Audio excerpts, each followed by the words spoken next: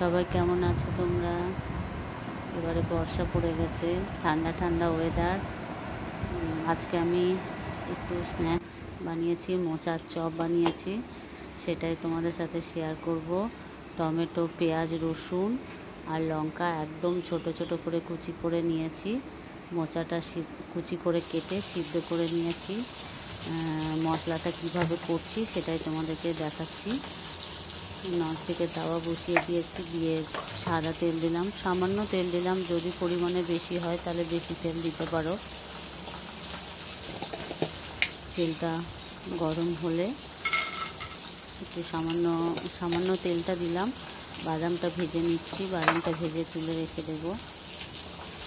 চপে বাদাম না হলে যেন ভালোই লাগে না, সেই জন্য বাদাম দিলাম। বাদামটা ভাজা হয়ে গেছে, এবারে মশলাটা রেডি করব।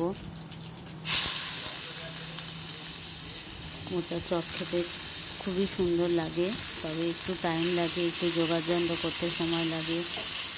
যেহেতু চপ সেজন্য একটু ভালো মতো করতে হয়। পেঁয়াজটা প্রথমে একটু ভেজে নিচ্ছি।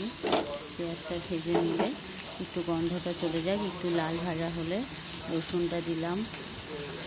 একদম ছোটো ছোটো করে কুচি করে নেবে, যাতে মিশে যায়। বড় বড় থাকলে অতটা ভালো লাগবে না, কিন্তু দোকানে বড় বড়ই দেয়। আমি টমেটোটা একদম ছোটো ছোটো করে কেটে নিয়েছি, সেটাও দিয়ে দিলাম। গ্যাসটা একদম মিডিয়াম ফ্লেমে রেখে ভাজতে হবে।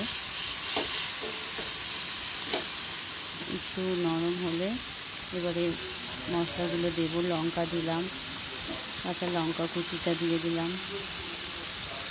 যারা বেশি ঝাল খায় তারা একটু বেশি ঝাল দিতে পারে, কাঁচা লঙ্কার পরিমাণ বাড়িয়ে দিতে পারে, বা লাল শুকনো লঙ্কার পরিমাণ বাড়িয়ে দিতে পারো। তো আমি আদা বাটা দিয়ে দিলাম 1 চামচ মতো, আর 1/2 চামচ মতো সাদা নুন দিলাম, আর 1/2 চামচ বিট নুন দিলাম। যেহেতু মোচাটা অনেকটাই আছে সেই জন্য নুনটা একটু বেশি করে দিলাম। হলুদ দিয়ে দিলাম সামান্য, 1 চামচ হলুদ দিয়ে দিলাম। মশলাগুলো দিয়ে সামান্য একটু চিনি দিয়ে দিলাম, যদি মোচাটা একটু কষা হয়, যাতে কষাটা না লাগে সেই জন্য। যদিও টমেটো দিয়েছি, মোচা অতটা কষা লাগবে না। 1 চামচ জিরে গুঁড়ো দিয়ে দিলাম, ছোটো চামচের 1 চামচ জিরে গুঁড়ো দিয়ে দিলাম। আমি কিন্তু এগুলো সবই ছোটো চামচের পরিমাণে দিচ্ছি, বড় চামচের নয়। সামান্য কাশ্মীরি লঙ্কা গুঁড়ো দিলাম। ভালো করে টমেটোগুলো চিপে চিপে দিতে হবে, যাতে ওর সাথে মিশে যায় ভালো করে, মোটা মোটা হয়ে যাতে না থাকে। ভালো করে খুন্তিতে করে চিপে চিপে দিতে হবে। সামান্য 4-5টা কাজু বাদাম দিয়ে দিলাম, আর 4-5টা। এবারে মোচাটাকে ভালো করে হাতে করে আলু আর মোচা চটকে নিয়েছি, সেটা এবারে ওর সাথে ভালো করে মিশিয়ে নিচ্ছি। আস্তে করে, গ্যাসটা কিন্তু সবসময় মিডিয়াম ফ্লেমে রাখবে, গ্যাস কখনো বাড়াবে না। গ্যাস বাড়ালেই তলায় কিন্তু লেগে যাওয়ার চান্স থাকবে, কারণ অনেক তো তেল দিইনি মশলা করতে। আস্তে আস্তে খেতে খেতে দিতে হবে।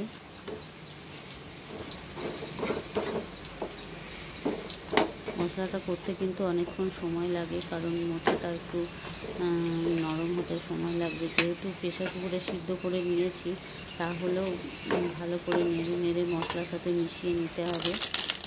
একটু গরম মশলা দিয়ে দিলাম, গোটা গরম মশলাও দিতে পারো, আমি ডাস্টটাই দিলাম যাতে ওর সাথে মিশে যায়। আর 1 চামচ বেসন দিলাম, আর 1/2 চামচ বেসন দিলাম, যাতে পুরটা একটু টাইট হয়। ভালো করে ওর সাথে নেড়ে নিতে হবে। এইবারে কিন্তু লেগে যাওয়ার চান্স থাকে, তার জন্য ভয় পাওয়ার কিছু নেই। গ্যাসটা মিডিয়াম ফ্লেমে করে আস্তে আস্তে আস্তে আস্তে নাড়তে হবে।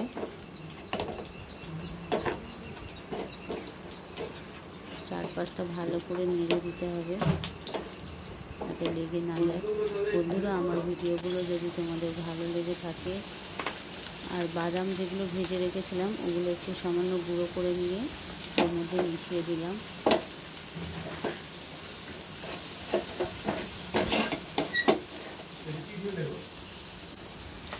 এটা একটা ভাজা মশলা দিলাম। সবটা করার পরে গ্যাসটা অফ করে একটু ভাজা মশলা দিয়ে দিলাম।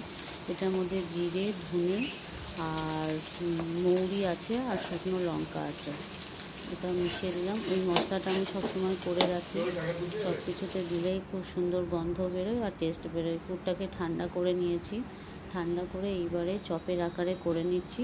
যে যেমন করতে পারো, লম্বা করতে পারো, আবার চ্যাপটা চপও করে নিতে পারো। এগুলো করে সাইডে রেখে দেব। আমি এটা ঠান্ডা করে নিয়েছি। ঠান্ডা না করলে কিন্তু পুরটা গোল আকার দেওয়া যাবে না, খুব গরম থাকবে, হাতে গরম লাগবেও। যে যেমন শেপ দিতে পারো, গোল শেপও দিতে পারো। আমি ভেজিটেবিল চপের শেপ দিয়েছি। এবারে বেসনের ব্যাটারটা রেডি করে নেব।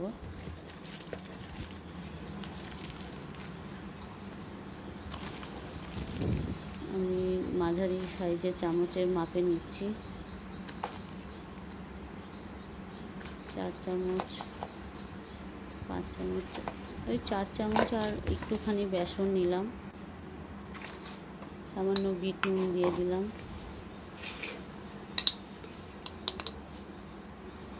এবারে 1 চামচ মতো,